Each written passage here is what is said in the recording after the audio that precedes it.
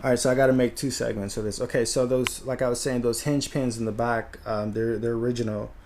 Um, when you buy a bumper set, you're gonna get the front bumper here, and you're gonna get, uh, yeah, am I right? Okay, you know what? Forget about the front bumper. The back bumper, it's supposed to be a this is one of the metal ones that you find here, one of the aluminum ones. Okay, so it's supposed to be aluminum plastic. But since I had a spare part, I had a spare aluminum, which I didn't know. Um, when my plastic one broke, I just put the aluminum on there, and it fits. So now I have two aluminums, and it fits. It fits well.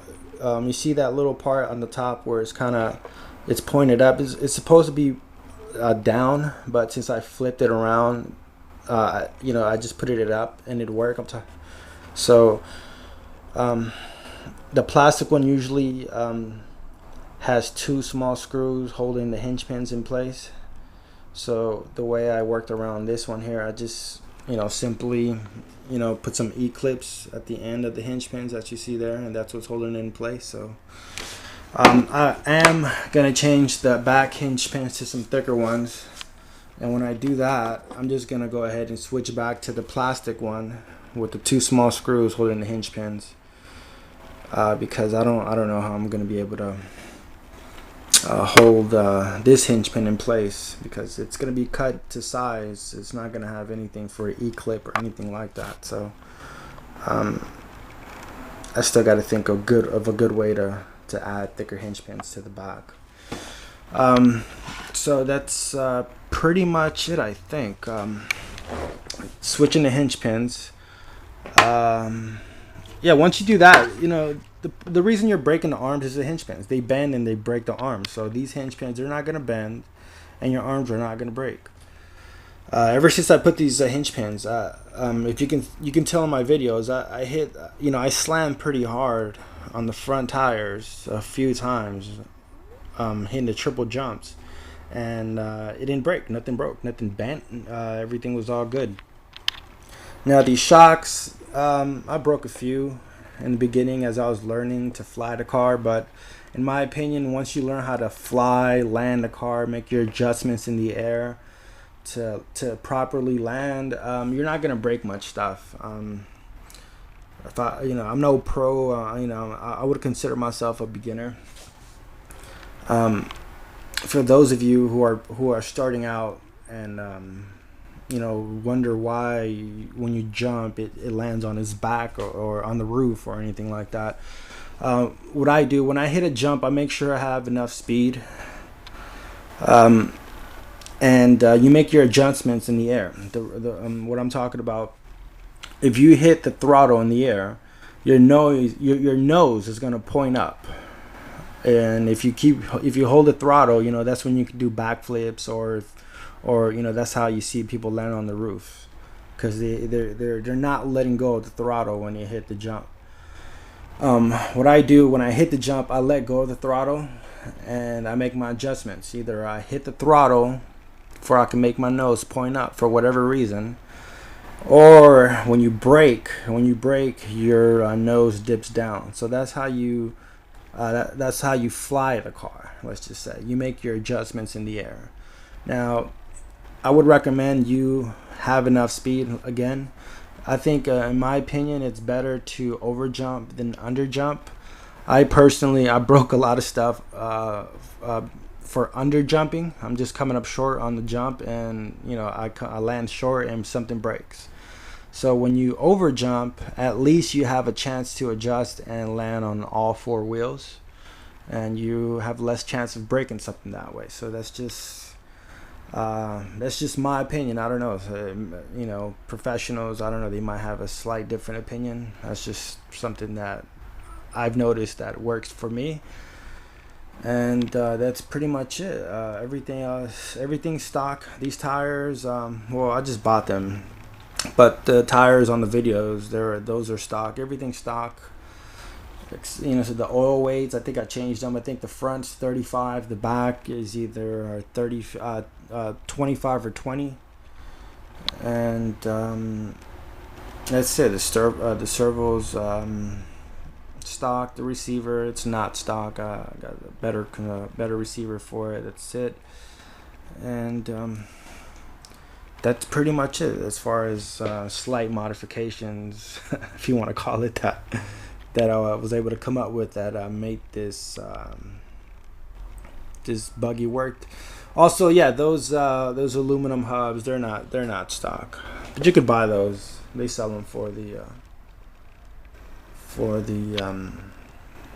Outlaw. I'm thinking of going back to plastic here. I got metal, both metal on metal here. I forgot they're called. I haven't pulled this out in a while. I might go back to one of those being plastic for that. There's a lot of it's really loose. It's not as tight as I would want it to be. So I think I might go back to plastics. But that's pretty much it.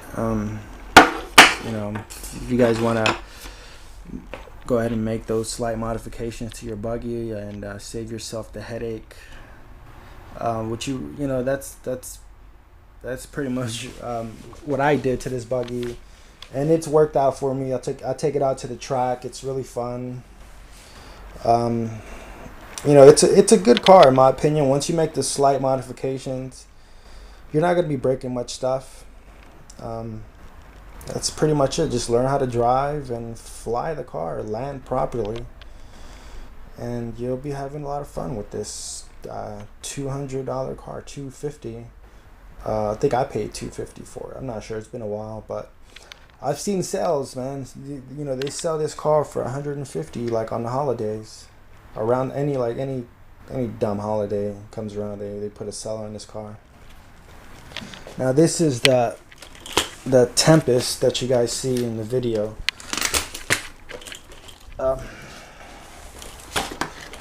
This is the Tempest with nice bulldog body. I just painted it. My first body I painted.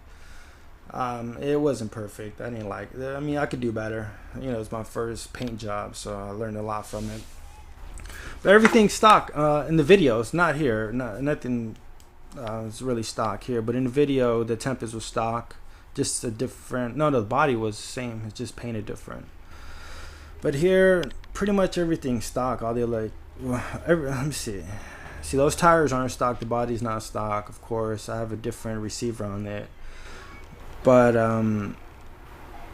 let me see, what else did I change? Oh, the steering servo is high tech steering servo.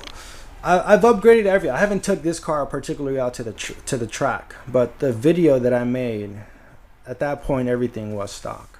I haven't took this out to the track yet, so everything's stock. I bought a spring set, and I changed the spring sets for the Tempest. I made it a little lower. The oil weight I think was 30, 20 in the back. And this is good. I want to see what this is. I want to see how it handles. It looks good.